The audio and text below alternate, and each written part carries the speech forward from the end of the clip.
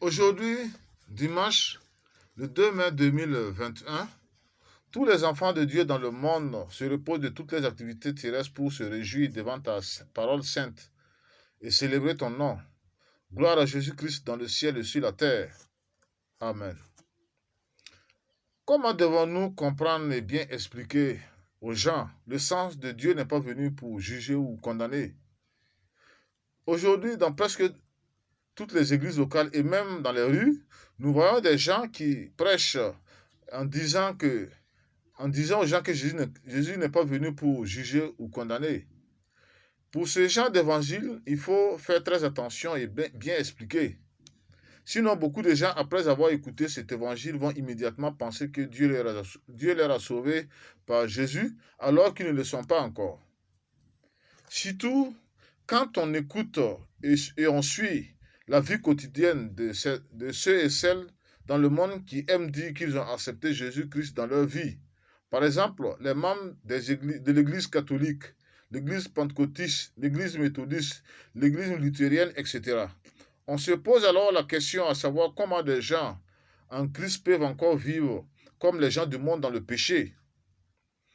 Je sens que des pasteurs, des prêtres, des évangélistes qui ne prennent pas tout leur temps de bien expliquer la vérité sur le salut et qui se contentent de dire que Jésus-Christ, le Fils de Dieu, ne juge pas, sont en train d'induire des milliers de membres de leur assemblée en erreur. Et ces membres vont se réveiller au dernier jour pour être condamnés parce que leurs conducteurs étaient mal inspirés ou que c'était des conducteurs euh, ou des ouvriers du diable dans leur église. Dans l'Ancien Testament, il y avait des gens qui discouraient en disant que le Dieu de Jacob ne regarde pas, il ne fait pas attention.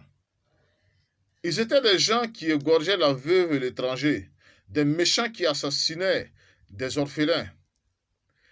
Je vous dis que beaucoup de gens encore aujourd'hui qui reconnaissent que Jésus-Christ est le Dieu sauveur et qui se prennent pour des chrétiens disent ou prêchent que leur Dieu est amour et qu'il n'est pas venu pour juger, euh, alors que ce sont des gens qui savent très bien qu'ils sont méchants, des adultères, des sorciers, des idolâtres, des voleurs, des gens qui continuent de marcher au quotidien dans leur péché.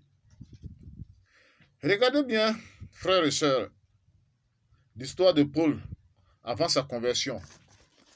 Nous savons que Paul vivait dans la religion, suivait la religion des Juifs appelés judaïsme.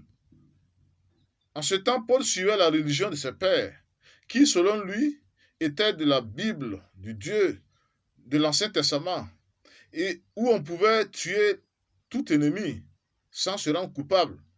Et nous voyons même que Paul qui n'avait pas encore son salut, osait même persécuter et tuer ceux qui prêchaient Jésus-Christ dans le monde. Il a fallu que Jésus, depuis le ciel, se manifeste pour lui montrer que ce qu'il faisait n'était pas bon. Jésus devrait lui le montrer qu'il était pécheur avant de lui accorder son salut, le pardon de ses péchés. Ce fut après cela que Paul avait prêché en disant que Jésus-Christ est venu dans le monde pour sauver les pécheurs dont il était le pécheur numéro un. Nous comprenons alors que cette parole, le Fils de Dieu n'est pas venu pour juger, est pour ceux qui ont reçu le pardon de leurs péchés. Des gens que Jésus-Christ a extraits de la vie pécheresse, ce sont eux qui reconnaissent cette vérité. Quand nous lisons, par exemple, où Jésus disait aux scribes, aux pharisiens, aux sacrificateurs qui occupaient le temple en ce temps, ce qu'ils étaient. Jésus leur disait qu'ils étaient des hypocrites, des voleurs. Au lieu d'être humbles et de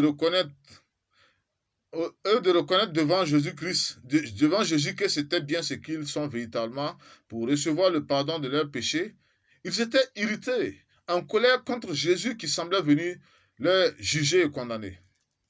C'est la même chose pour des gens de nos jours. Ce sont des gens qui veulent qu'on leur dise que Jésus-Christ sauve et guérit. Mais ils ne supportent pas qu'on indexe ou qu'on expose leurs péchés, leur infidélité à la parole de Dieu. Ces gens sont des hypocrites qui aiment se contenter de dire que Jésus-Christ sauve, mais qui ne veulent pas condamner le péché dans la vie des hommes. En vérité, il faut montrer aux gens Alors, il faut montrer aux gens leur péché qui leur condamne devant Jésus-Christ. Même si ces gens vont penser qu'on les juge ou qu'on leur condamne, sinon les gens ne seront jamais sauvés par Jésus-Christ. Pensez-vous que David allait être pardonné s'il avait pensé il avait pensé comme certains que Nathan, venu au nom de Dieu vers lui, était venu pour le juger? Nathan était venu montrer à David ce qu'il était un criminel, un adultère. Et David a eu cette humilité d'aller s'adresser à Dieu, au Dieu de la Bible, pour qu'il lui accorde le pardon, le Saint-Esprit, le salut. Arrêtez donc de dire aux gens que Jésus-Christ n'est pas venu pour juger si vous refusez de leur montrer leur péché, le péché dans leur vie. Si vous n'annoncez pas sinon, vous n'annoncez pas le vrai évangile.